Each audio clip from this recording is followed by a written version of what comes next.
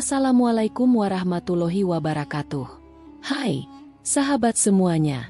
Selamat datang di channel Dunia Cerita, tempat di mana kita akan mengisahkan perjalanan hidup para nabi yang penuh dengan pelajaran dan hikmah. Jadi, pastikan kalian menonton sampai akhir, ya.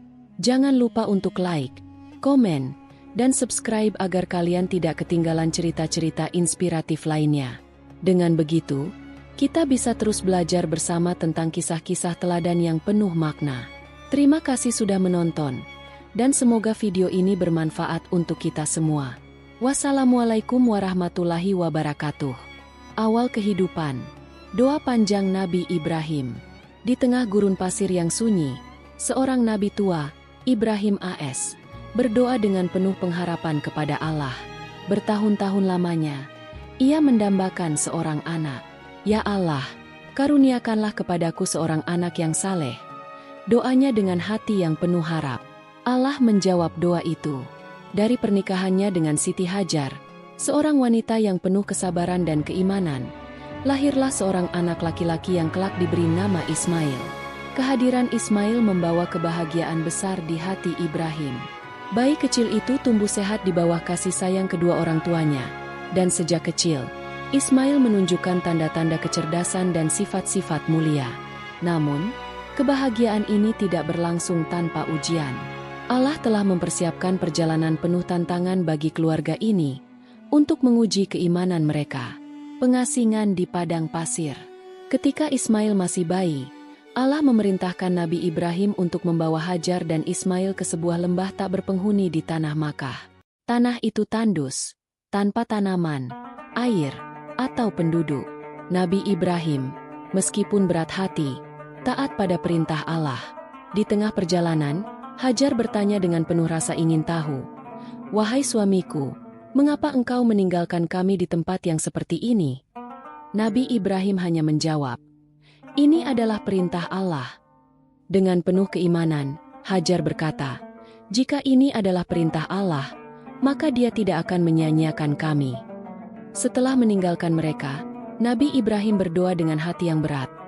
"Ya Rabb kami, aku telah menempatkan sebagian keturunanku di lembah yang tak memiliki tumbuhan dekat rumah MU yang suci, agar mereka mendirikan salat. Maka jadikanlah hati manusia cenderung kepada mereka dan berilah mereka rezeki berupa buah-buahan agar mereka bersyukur." Quran Surat Ibrahim 37. Pencarian air. Munculnya air Zam-Zam. Hari demi hari berlalu, bekal makanan dan air yang dibawa Hajar habis. Ismail kecil mulai menangis kehausan. Hajar, seorang ibu yang tak ingin menyerah, berlari antara Bukit Safa dan Marwah sebanyak 7 kali, berharap menemukan sumber air. Namun, tiada tanda-tanda kehidupan atau air di sekelilingnya. Dalam keputusasaan, ia kembali ke tempat Ismail. Di sanalah, sebuah mukjizat terjadi. Dari hentakan kaki Ismail, muncullah air yang mengalir deras. Hajar segera membendung air itu dengan tangannya sambil berkata, "Zam-Zam, Zam-Zam, berkumpul, berkumpul." Itulah asal mula sumur Zam-Zam, yang menjadi sumber kehidupan di tanah Makkah hingga kini. Nabi Ismail beranjak dewasa. Ismail tumbuh menjadi seorang pemuda yang kuat, cerdas, dan penuh dengan sifat-sifat mulia. Ia sangat menghormati orang tuanya, terutama ibunya yang telah berjuang keras untuk membesarkannya di tengah kondisi yang sulit. Kehidupan mereka di sekitar sumber air Zam-Zam mulai menarik perhatian kafilah-kafilah yang melintasi daerah itu. Perlahan, lembah tandus tersebut mulai dihuni oleh penduduk, menjadikannya tempat tinggal yang makmur. Perintah penyembelihan. Ujian terbesar. Ketika Ismail menginjak usia remaja, datanglah perintah Allah yang menjadi ujian terbesar bagi Nabi Ibrahim. Dalam mimpinya, Ibrahim melihat dirinya menyembelih Ismail. Sebagai seorang nabi, ia tahu bahwa mimpi itu adalah wahyu dari Allah. Meskipun hatinya sangat berat, ia menyampaikan perintah itu kepada Ismail dengan lembut. "Wahai anakku, aku melihat dalam mimpi bahwa aku menyembelihmu. Maka pikirkanlah, bagaimana pendapatmu?" tanya Nabi Ibrahim. Jawaban Ismail mencerminkan keimanan yang luar biasa. "Wahai ayahku, lakukanlah apa yang diperintahkan kepadamu. Insya Allah engkau akan mendapatiku termasuk orang-orang yang sabar.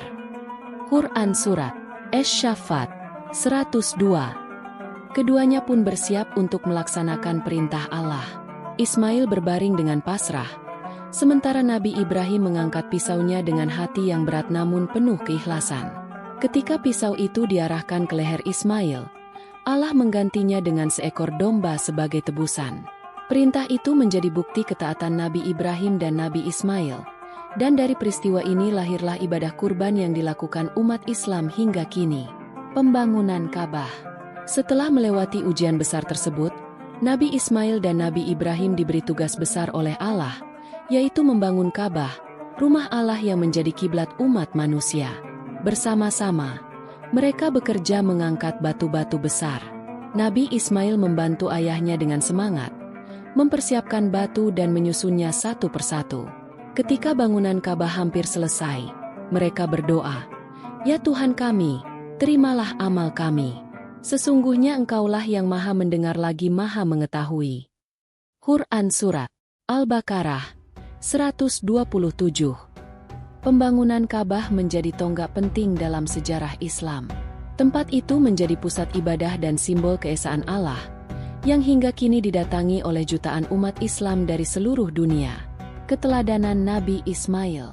Nabi Ismail dikenal sebagai sosok yang taat, sabar, dan penuh keikhlasan. Ia selalu mendahulukan perintah Allah dan berbakti kepada kedua orang tuanya.